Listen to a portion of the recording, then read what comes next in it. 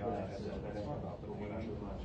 I asked them if I could bring anything, and they told me, yeah, you bring whatever you want. And when I got to the door, couldn't bring in anything. In here or in the federal? In the FBI building. Yeah. So I just didn't bring anything.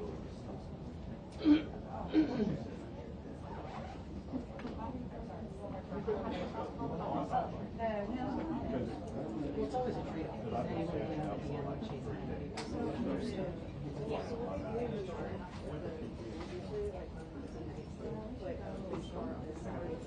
I got to change my clothes in my car.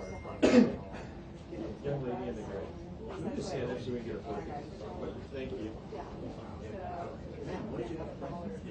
Hello, everyone. I did get mistaken earlier for being part of the governor's office, but I'm not. I'm not. Thank you so much. All right. Thank you, everyone.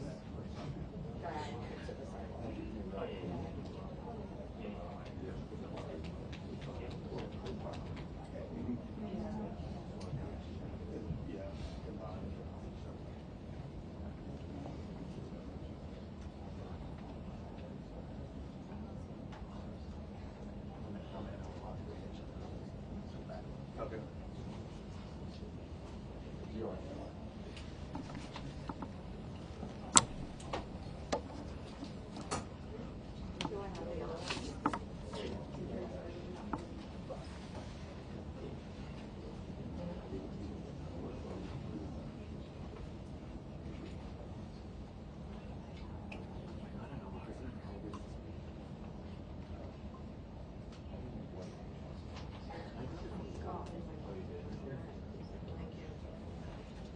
No real.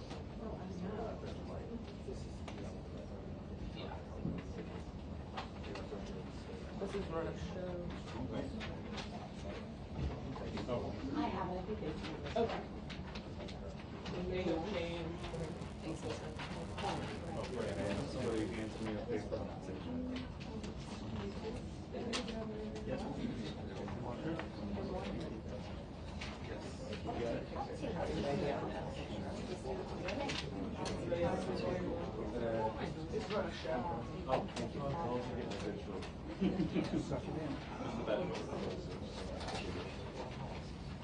Everybody good? I'm good. What line are you on, Jay? One.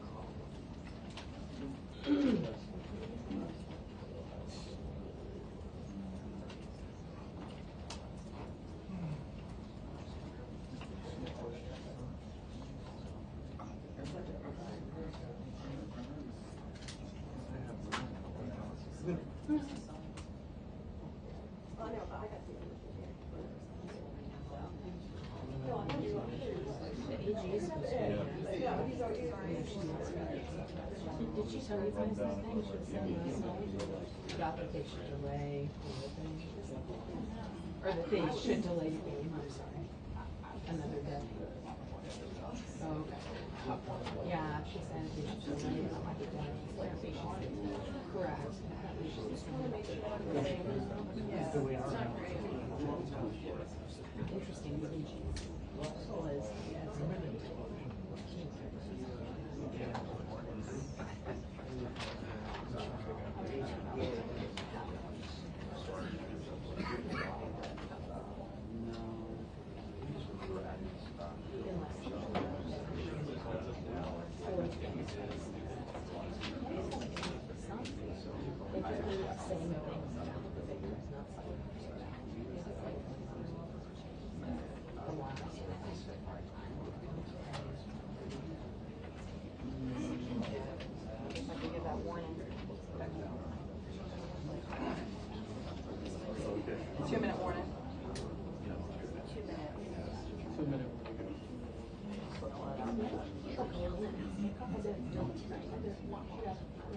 we got that. Okay. But I figure the IPs are the officials more than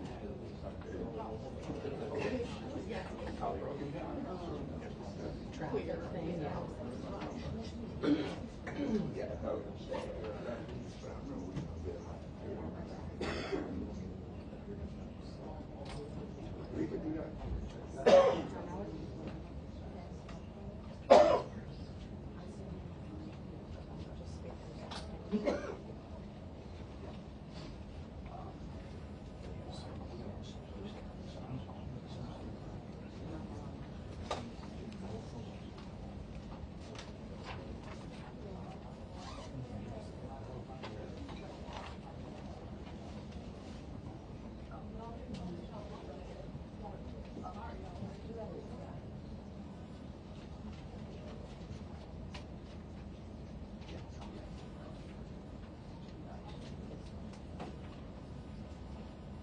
I noticed on that sheet they didn't have Latoya with a capital T.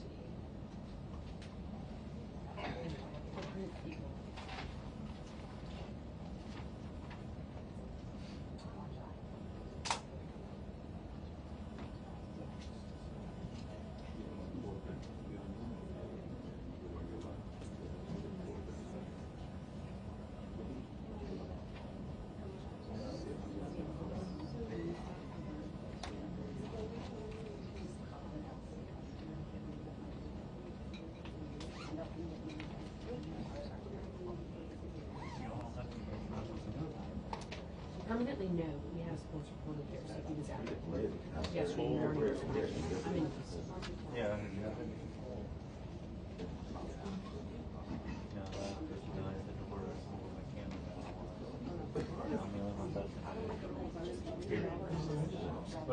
Yeah, me. Yeah, how you gonna do your work? I said, well, plan, take a photo. well, what they used to say is that since one riot, one riot. So in a pinch, everybody's got to do it. Perfect. Thanks so much.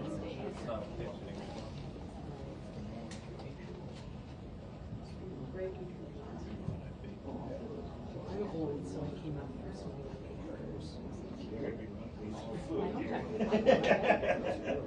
Which now is only 3 days a week. It's advanced, which is Yeah, we heard about it.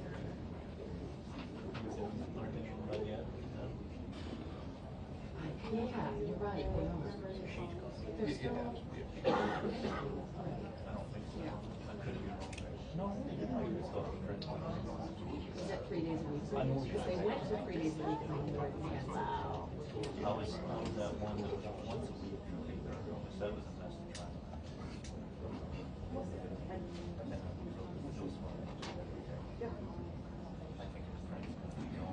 When you think about it, Well, it's really once you get a physical copy, you can get the whole thing. It makes no sense to write for them. well, like features, things that are standalones that you want to go back to get it for like a reference. But not with the staff. You got it. Right.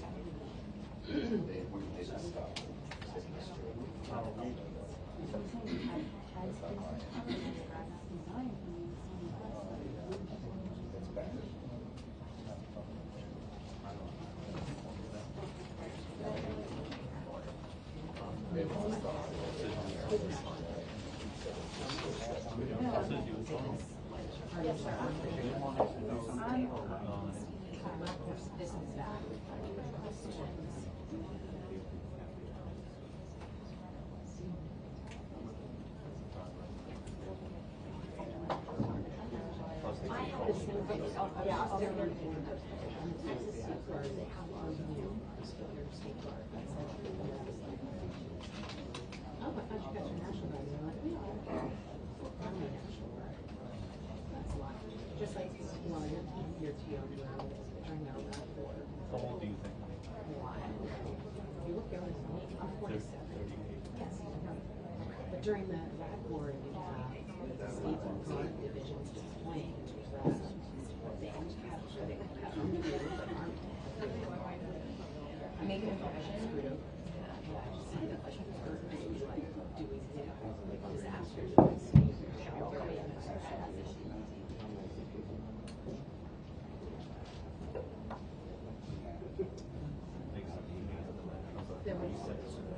There was a guy from he was from Utah.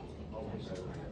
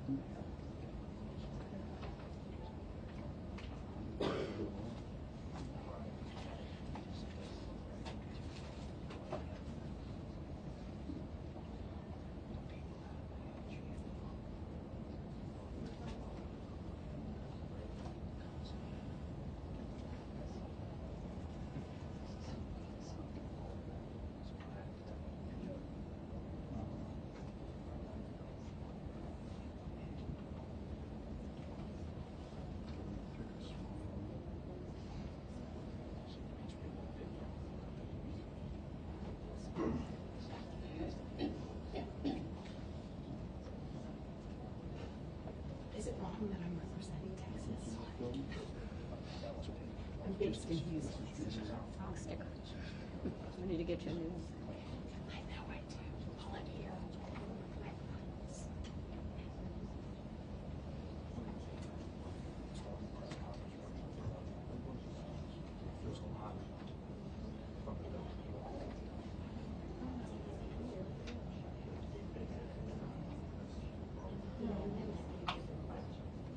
I was happy to see Texas is assisting this investigation. That's really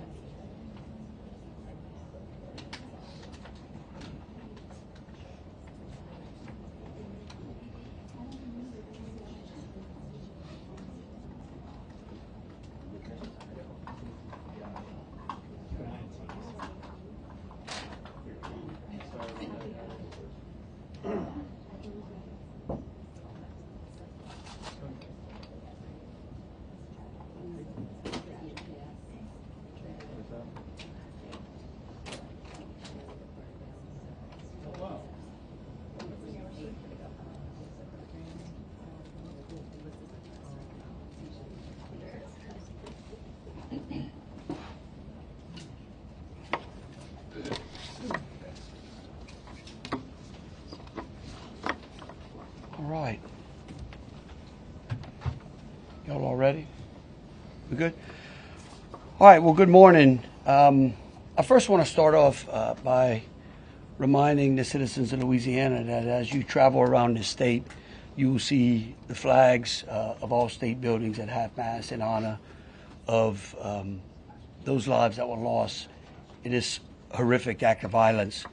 I also think that it's important to remember that what happened yesterday was akin to those who are old enough to remember jigsaw puzzles, and that you would take a 1,000-piece jigsaw puzzle and you empty the box, and you've got to start sifting through those pieces, and you want to start, if you're real good, you start at the corners, right? Try to put your corners together. And from yesterday to today, over 1,000 law enforcement agents and officers, men and women, have been poring over countless amounts of data, of videos, of surveillances, interviews, tracking down every possible lead that came to us, whether it was the New Orleans Police Department, the Louisiana State Police, the FBI, or our other federal agencies.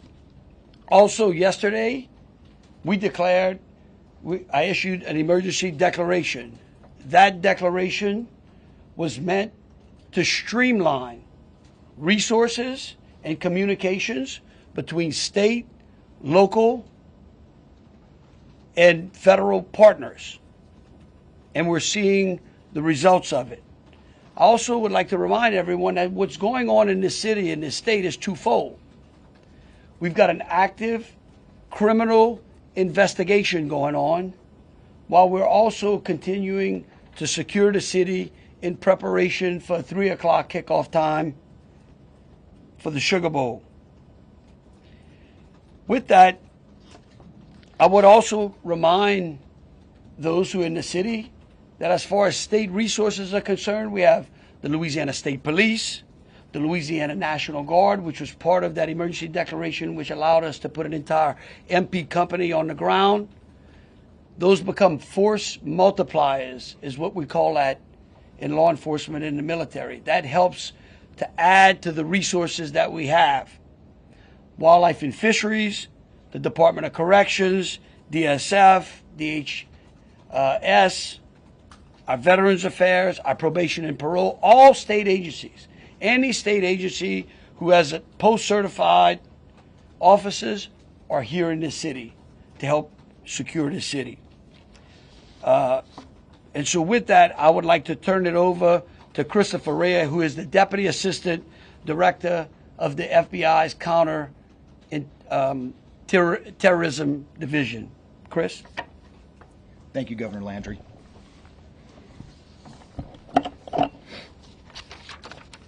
Good morning. I am FBI Deputy Assistant Director Christopher Rea. I'm from our Counterterrorism Division at headquarters.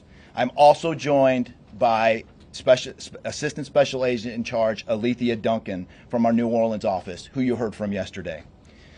I'm here to discuss not only the latest investigative information we have here in New Orleans, but I'll also let you know about other investigative activities outside of the state. I first, and most importantly, want to send our deepest condolences to the victims of this horrific attack and their loved ones.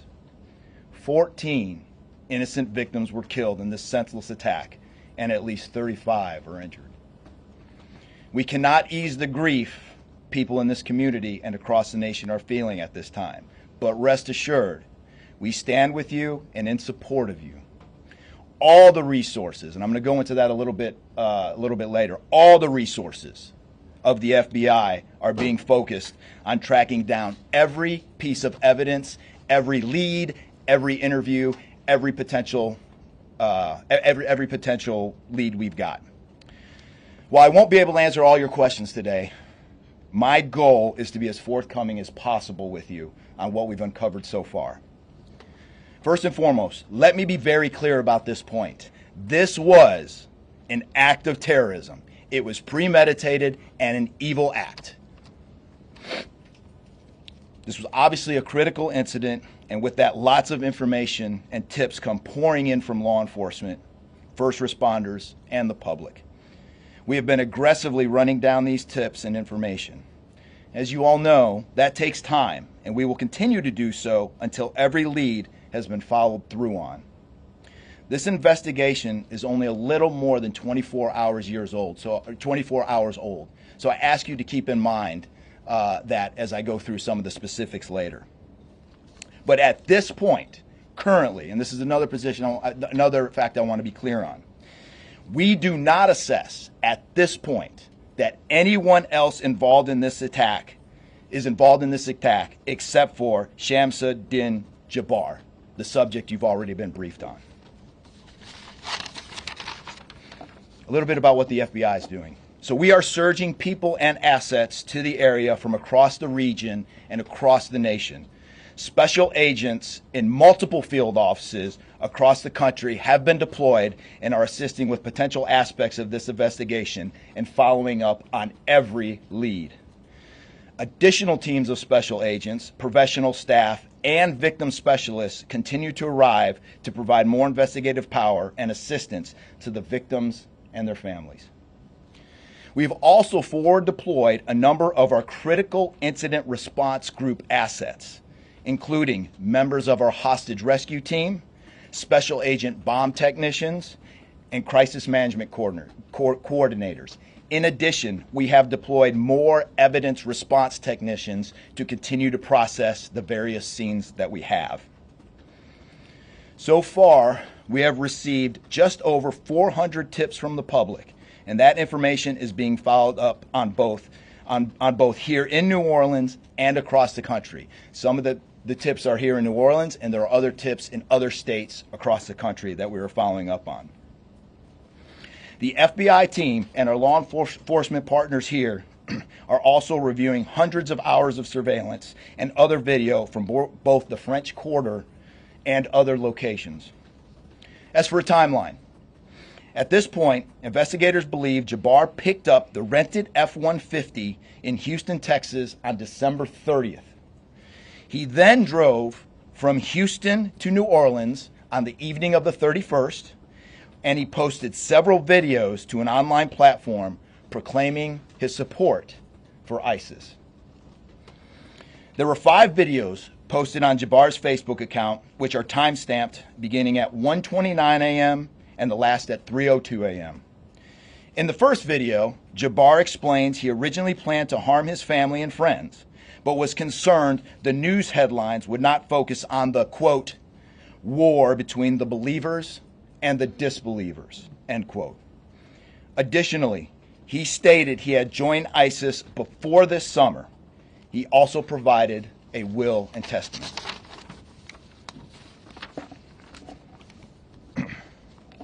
FBI and ATF. We have a couple different scenes at the location. We have released the scene at Bourbon Street. That scene has been released. We also have a scene off of Mandeville Address where we're currently searching that scene right now. FBI and ATF agents have secured that house, and that location is being searched for potential evidence.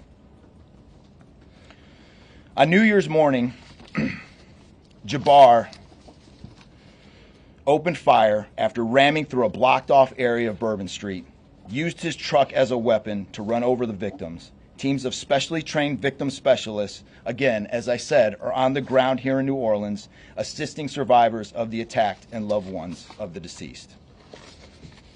We do not believe the public is in any danger around any of these locations.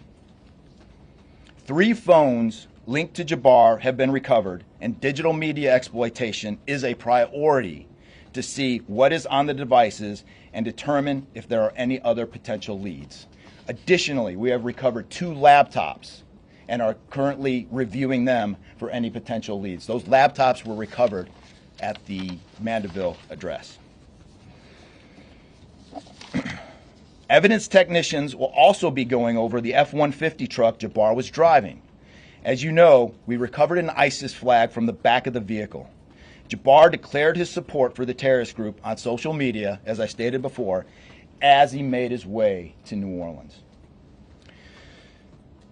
FBI bomb technicians also recovered 2 IEDs in coolers, one from the cross-section of Bourbon and Orleans Street, and the second at an intersection approximately 2 blocks away. There were multiple reports of other devices. Those reports turned out to be misinformation or not actual functioning devices. Those are the only 2 devices that we've been able to recover that were functional. Both devices were rendered safe on scene. We did obtain surveillance footage showing Jabbar placing the devices where they were found. Two other, as I said before, 2 other items of interest were determined not to be IEDs. A little bit about Jabbar. Jabbar himself was born in the United States and is a U.S. military veteran.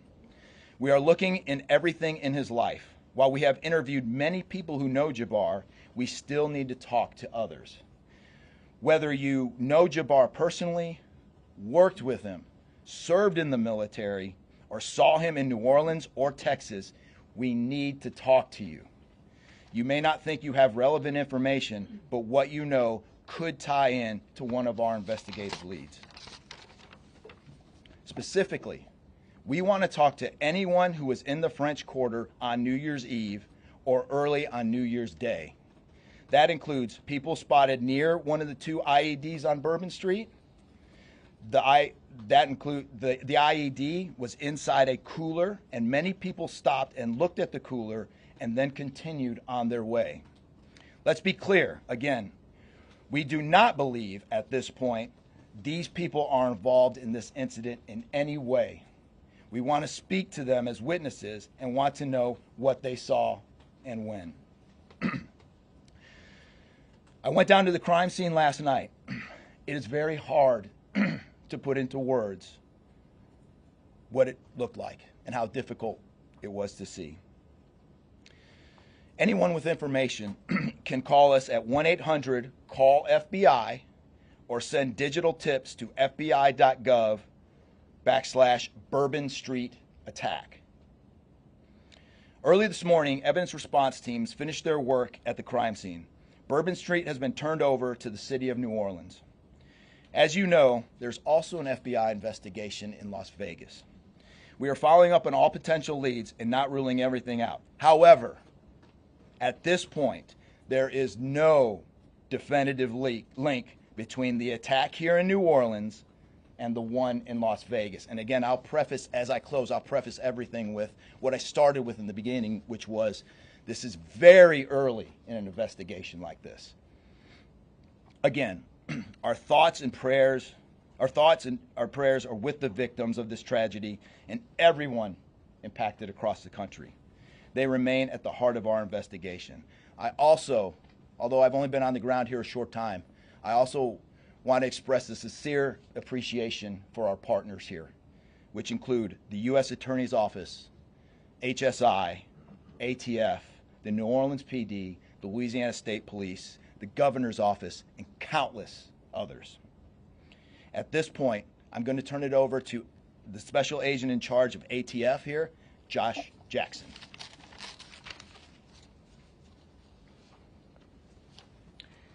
Hey, good afternoon. As stated, my name is Joshua Jackson. I am the Special Agent in charge for the ATF New Orleans Field Division. And ATF's primary mission is preventing, reducing, and solving violent crime throughout the United States and abroad. Solving part is the focus of this investigation. ATF resources that have been brought to bear to the city and to focus with our federal, state, and local partners have been our national response team. We spoke about the scene that's still being processed now. The national response team of ATF is a team of certified fire investigators, certified explosive specialists, fire engineers, electrical engineers. These folks will give us additional investigative leads to help the investigative team identify what happened at the location in Mandeville and identify how that fire started and move the investigation forward from there. Additional resources that ATF has brought to bear into the city. is our ATF Special Response Team. This is a tactical team capable of handling any sort of enforcement operation. This team is deployed, on set, and ready for the Sugar Bowl today. This team is also made available to the Louisiana State Police and also New Orleans Police Department to assist with any efforts that they may have during this period.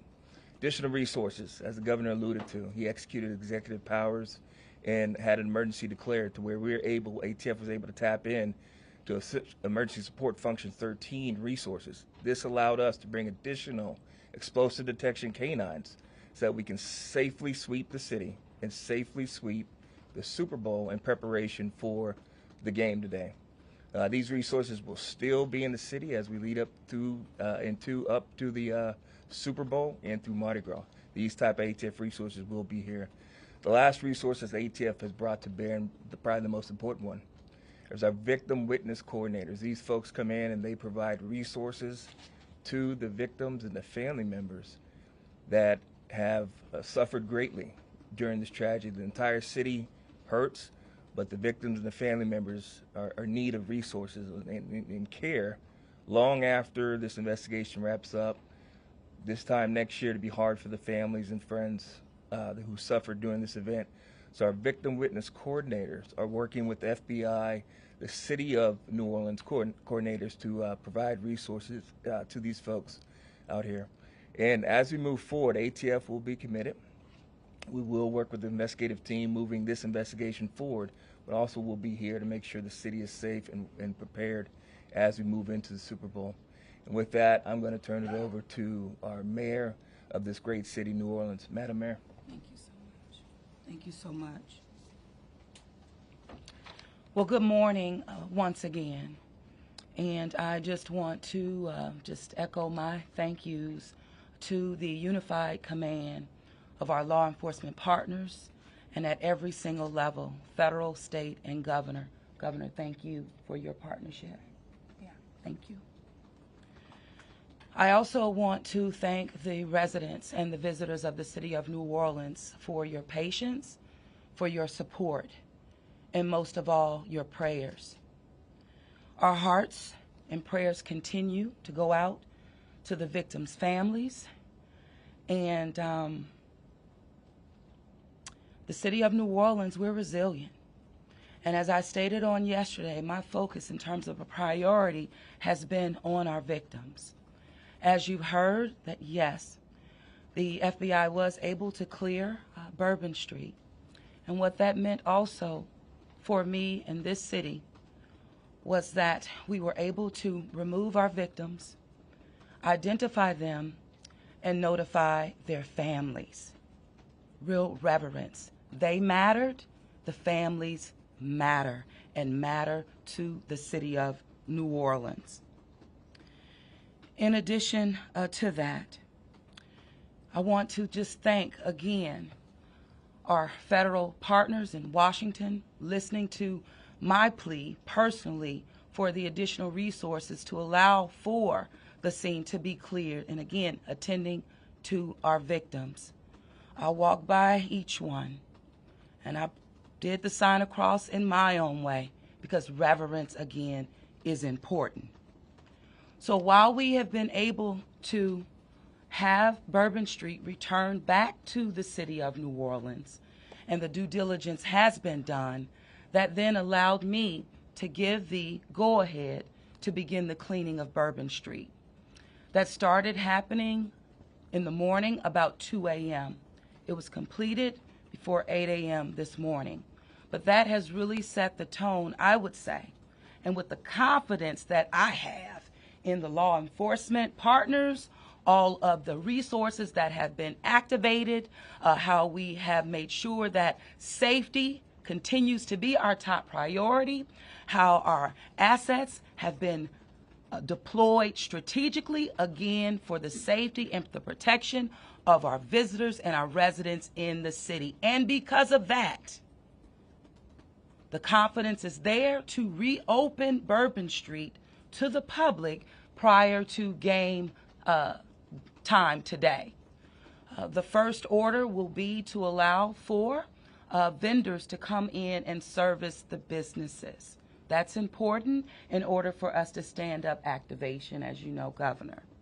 And so with that, I want to reassure the public that the city of New Orleans is not only ready for game day today, but we're ready to continue to host large-scale events in our city because we are built to host at every single turn.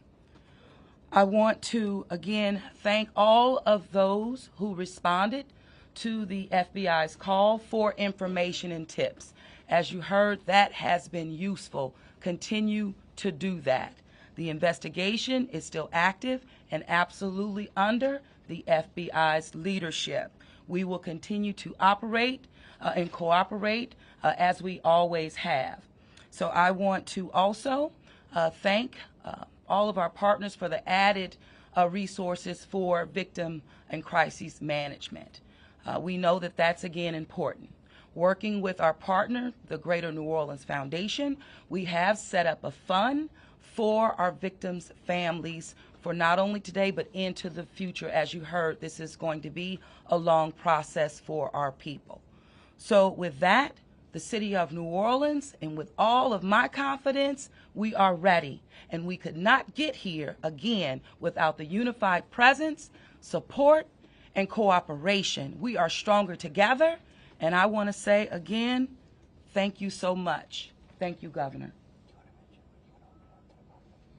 So once again, the governor would like me to reiterate that Bourbon Street will be prepared for full activation before game time today. We know 3 p.m., so we're working towards 2:30 p.m. But prior to game time, the kickoff, Bourbon Street will be restored. So we're hard at work now. Our teams are now, and of course, working with our business community to serve our public and serve our residents and our visitors alike. Okay. In closing, I want to rest people assured that right now in the city of New Orleans, there is an unprecedented amount of law enforcement resources that are being utilized to close out and to hunt down and to finalize this investigation. I want to thank the FBI and all of our federal partners for the amount of resources they have poured into the city. This type of event can happen in any city. And that's the tragedy of it. And I think it's important for people to understand that to protect our citizens in America from evil, you have to crush it. You can't go out there and placate it. You can't go out there and say, oh, I'm going to put this in place and that in place and hope that evil doesn't show up on your doorstep, because it will. You have to crush it. And that's what we're going to do here. We're going to put it all behind us. We're going to continue to keep the victims, those that are in the hospital, either fighting for their lives or trying to recover, in our thoughts and in our prayers. But you know, this morning, and I don't want to single out just one news source, but I just happened to turn on Fox and Friends, and there was a young man who was interviewed who was actually on Bourbon Street during this horrific act of terrorism. And they closed out by asking him, what now? And I think he summed it up. He said, look, we can't live in fear, because fear will paralyze us. He said, we come down to the city to enjoy ourselves and to entertain ourselves and to be with our friends and with our families, because that's who we are. Louisiana invented hospitality. The people of this city care for each other. And believe you me, we care about each one of the lives that were lost in this city and that. We will never forget them. But it would be a tragedy if we let their losses be snuffed out because of fear. This city will be back. We will be open to family and friends and loved ones who want some time to relax from the pressures of life.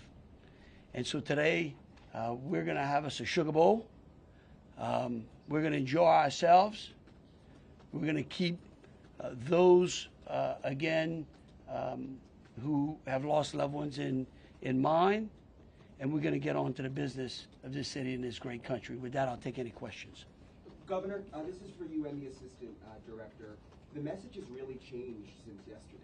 Yesterday, the FBI said that people should be vigilant, that he did not act alone, that he likely had help, and now you're coming out the very next day and saying he was a lone wolf, everything is safe, the game moves on, everybody have a good time.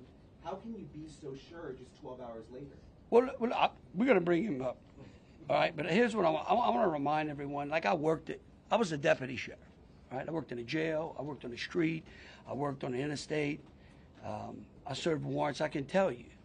Look, in today's world, I get it. Information, we get information like that. Everybody lives in a 15-second TikTok video. We think that life operates like it does on our phones, and it just doesn't. Information changes. In fact, that's why we ask the media for patience. We get information, like I said, no one dumps a 1,000-piece jigsaw puzzle and puts it together in 5 seconds. Okay? And what I would tell you is that I appreciate the fact that what we did was we're under-promising and over-delivering today. And I think that's important. And I want to remind something. Look, because over the last decade, law enforcement has taken it on the chin, unfairly. And there are great men and women serving in the FBI, in ATF, in Louisiana State Police, in New Orleans PD. Our sheriffs have been unbelievable in this. And I tell you, they want to protect you all. And we have to trust them.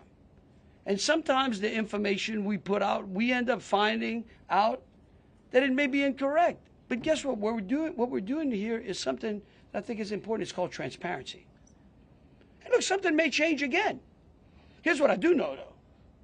Right now, this is one of the safest places on earth. That doesn't mean that nothing can't happen. Thank you, Governor. And to echo exactly, I think the governor put it eloquently, as could be said. In a lot of these instances, I also had the opportunity to deploy to Boss Bomb, and I will tell you this is almost carbon copy to Boss Bomb as far as the inaccurate reporting that comes up. And what the governor said is we want to be transparent with the public. Years of the FBI not being transparent, we're being as transparent as we possibly can. And unfortunately, as we're being transparent, unfortunately for that, there is some information that we have to go back and recorrect. And in this particular incident, you heard the resources that we've brought, that the other state and locals have brought. We've had 24 hours now to go through media, to go through phones, to interview people, to analyze those videos, analyze other databases. And after all of that, there's been hundreds and hundreds of leads done just in 24 hours. We're confident at this point that there is no accomplices. And I'll give you an idea of how that information sometimes, a lot of the early reports came out that there were extra people that were setting the coolers down, right? It turns out those were just patrons on the street that were looking inside the coolers, right? Well, we didn't know that at first, so we had to kind of track all that down and put that to rest. So that's just an example, one of the pieces of information, but there were other pieces of information that after we got our feet under us a little bit and on the ground here, we were able to put together a much more accurate picture of the subject and his attention. Just one follow-up. Updated death toll, we just wanted to double check. Yes. 14, not 15. Yeah. 14, and then the shooter himself would be 15 total, to include the shooter. The IEDs, were the IEDs pipe bombs, and have you discovered a remote detonator anywhere? And when you said that you have surveillance footage of the suspect planting those IEDs, what time roughly were they planted? Yeah, those roughly a couple hours. I don't have the exact times in front of me. A couple hours prior to the attack, probably after midnight. I want to say 1 or 2 in the morning, but I can't. Left the area and came back. Correct. That's our assumption now. I mean, we still have a lot to work through. We're getting more surveillance video and everything else, but that's the assumption. Was he wearing suicide Were there vest? sweeps being done on Bourbon Street? Would there have been canines out on New Year's Eve? Would there have been bomb sweeps done? Look, I think, on the regular precautions?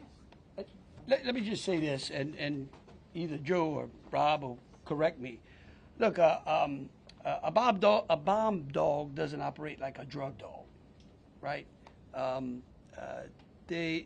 on Bourbon Street, there's a lot of senses, right? A lot of smells.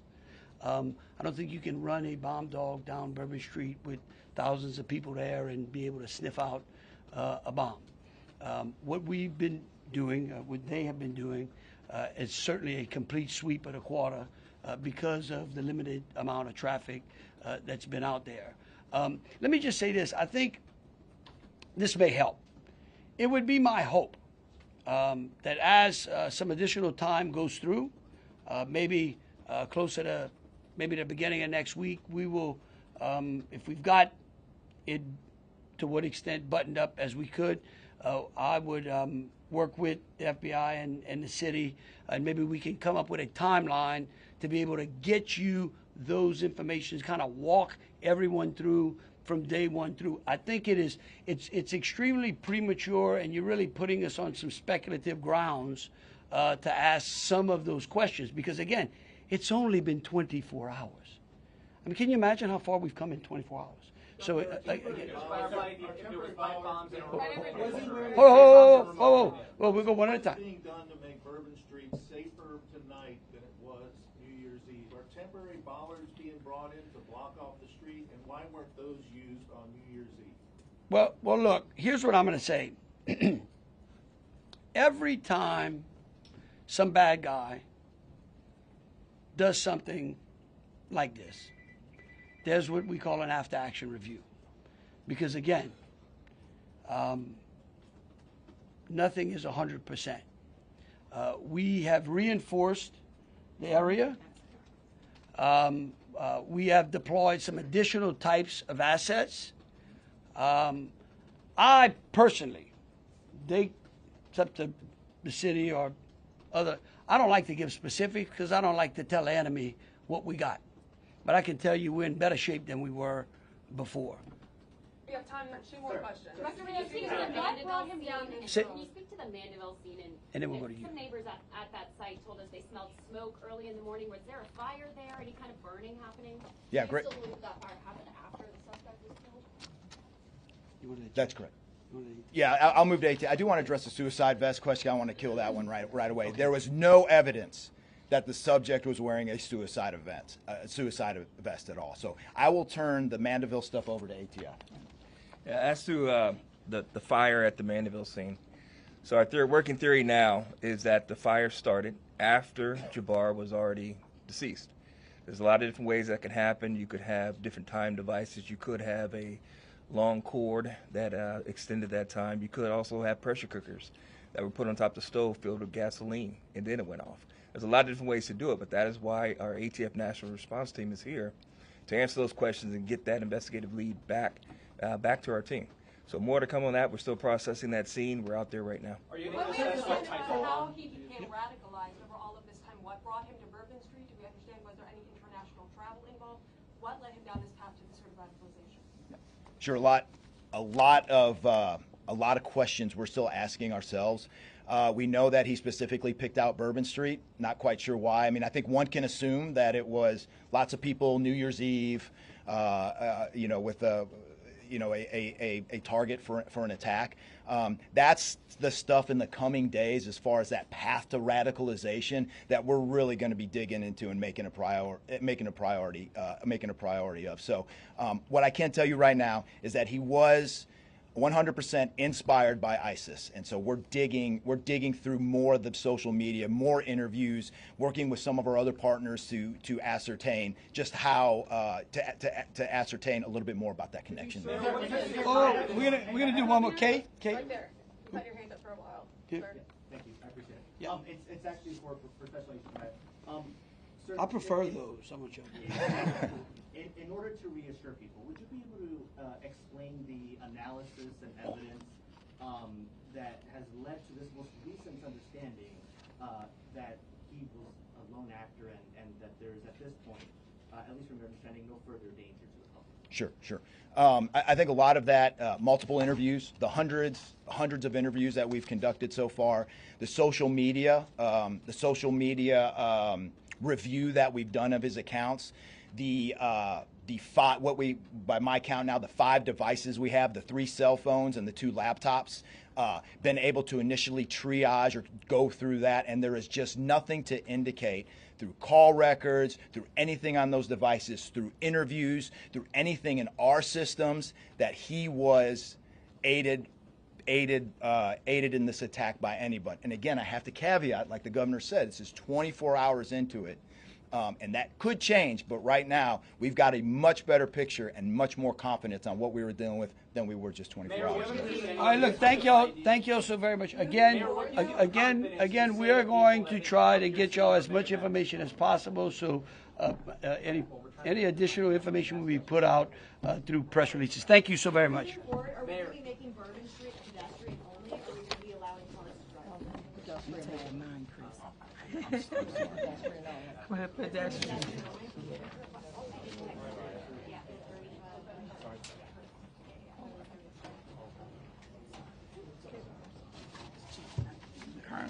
No, you good? No, I'm good. Yeah, yeah. Take it. Oh, no. I'm giving them to the handler.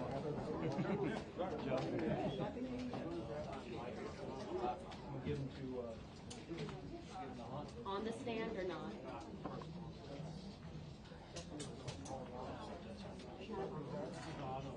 Okay.